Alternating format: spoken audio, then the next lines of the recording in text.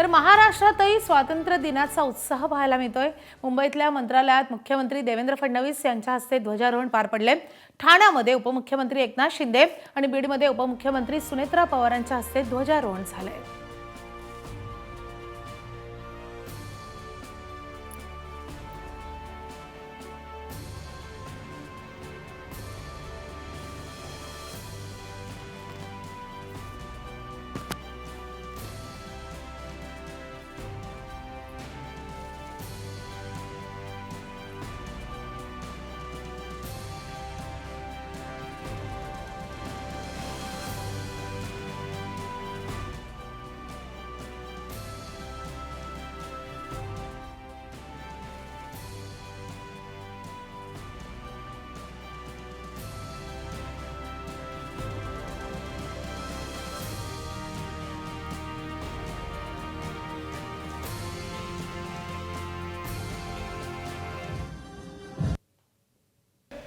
महाराष्ट्राच्या मागच्या पिढीने आणि या पिढीने मोठ्या प्रमाणात दुष्काळ बघितला, पण महाराष्ट्राची येणारी पिढी दुष्काळ पाहणार नाही।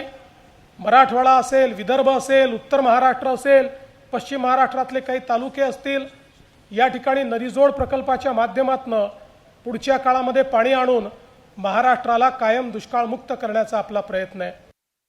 प्रधानमंत्री नरेंद्र मोदीजी यांच्या मार्गदर्शनाखाली राज्याची अर्थव्यवस्था $1 ट्रिलियन ध्येयाकडे वेगाने निघाल्याचं चित्र आज दिसतंय। पण मी आपल्याला सांगताना मला समाधान आहे की महाराष्ट्राचं योगदान $1 ट्रिलियन पेक्षा आपलं नीती आयोगाने त्यांचा जो काही सर्वे केला त्याच्यामध्ये $1.5 ट्रिलियन हे महाराष्ट्राचं आपलं जे योगदान आहे ते मोठं आहे। पुणे रेल्वे प्रकल्प हा जिल्ह्याच्या विकासासाठी अत्यंत महत्त्वाचा आहे। येणाऱ्या मराठवाडा मुक्ती संग्राम दिनापर्यंत रेल्वे पुण्यातल्या हडपसरपर्यंत नेण्याच्या दृष्टीनं आमचे प्रयत्न जोराने सुरू